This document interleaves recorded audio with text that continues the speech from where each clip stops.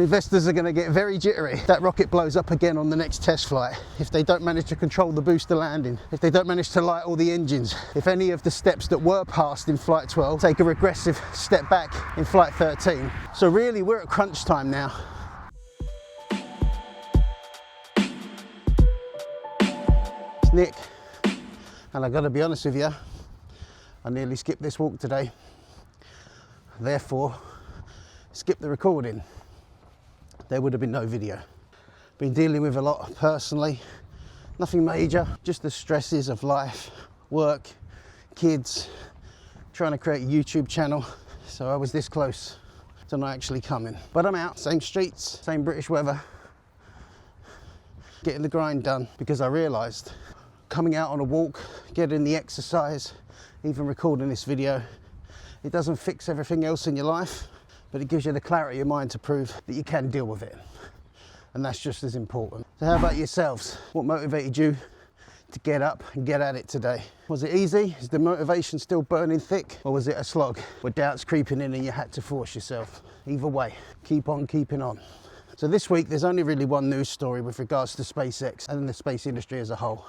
I actually did a video explaining why I think it could be one of the most important IPOs in history, and arguing that fundamentally SpaceX is not a rocket company, which I got quite a bit of pushback on, which is fine. But what I think people are maybe missing is the bigger picture.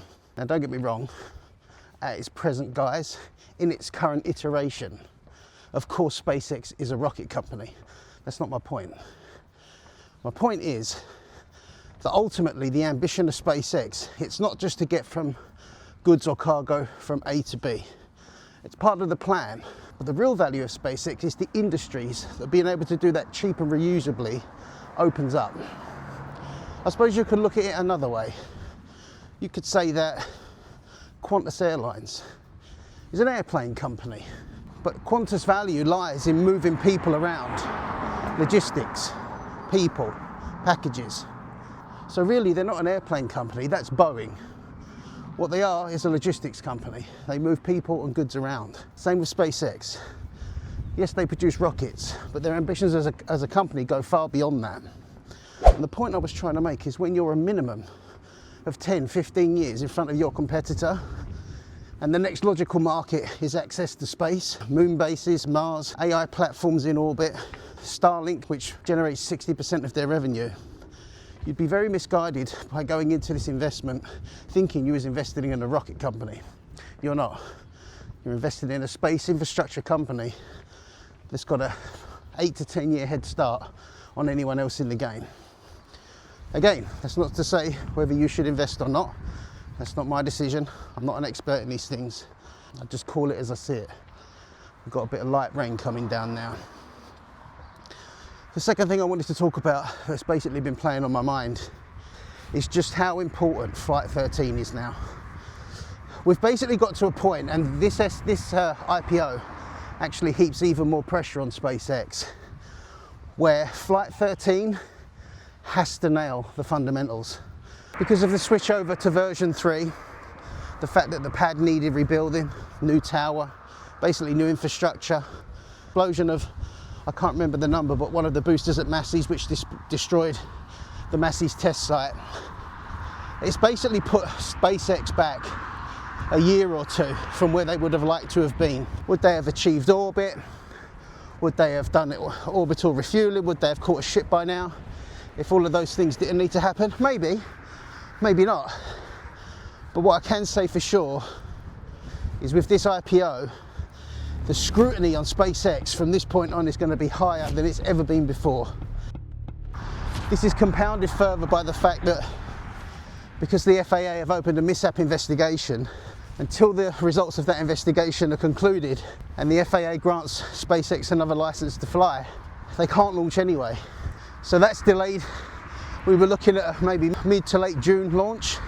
That's looking more like late July to maybe start of August with the mishap investigation. SpaceX is never going to get through all the testing it needs to do and get this thing flight proven in a quick enough time scale if there's a 3-4 month delay between every launch. That's just not how this is going to work. The launch cadence needs to be ramped up significantly. I'm thinking maybe, starting from next year, at least 7 or 8 launches per year, And obviously that cadence can only grow from there on to the point where it will be launching every week. It really is crunch time. This is it now.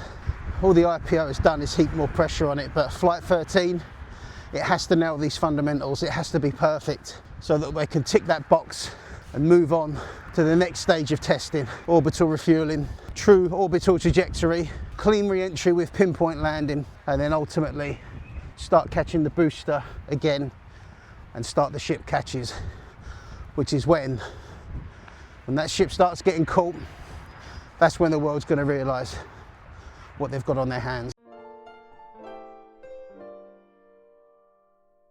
Drop a comment down below. When do you think we're going to see Flight 13? Is the mishap investigation going to go smoothly? Or do you think that there's going to be long-term ramifications for this? On the personal side, I've been creating content for about 4 weeks now. And more than anything, it's been a learning phase. I actually spent 4.5 years on the knowledge of London. And if you don't know what the knowledge of London is, London taxi drivers have to basically learn every single street, every point of interest, and how to navigate A to B with minimal mistakes in order to get a taxi license to drive a taxi in London. And it took me 4.5 years. And I was full time. That wasn't 4.5 years of me doing it weekends or as and when I had time. I was basically working on the weekend, driving for Sainsbury's online to get enough money for the books, the maps and the motorbike, and then the other 5 days a week I was driving to London on a little Vespa scooter and spending 8 to 9 hours a day discovering, driving routes, understanding the flow of London's traffic.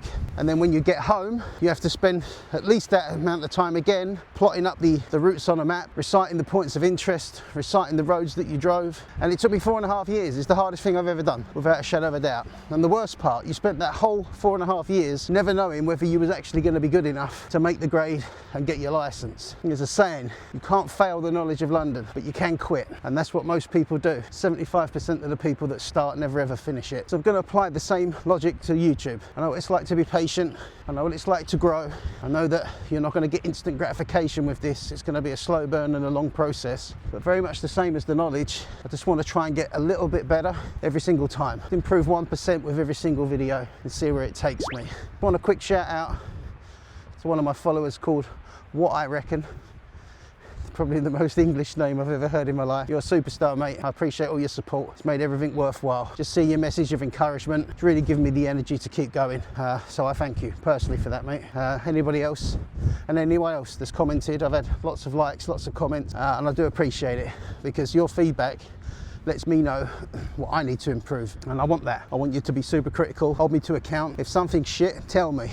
Don't let me continue to walk in the wrong direction if I'm basically going to end up in a dead end. So full accountability. We're going to see this through to the end. I hope you think the camera work's improved because I bought a wonderful selfie stick called a Craft Geek Just Tap, I think is what it's called. It's awesome. I love it. It's Monday the 8th of June. This was the Spacewalk episode 2. Lots of content in the pipeline. Subscribe for more. Please like the video if you enjoyed it. It really helps. Take care. Godspeed and be lucky.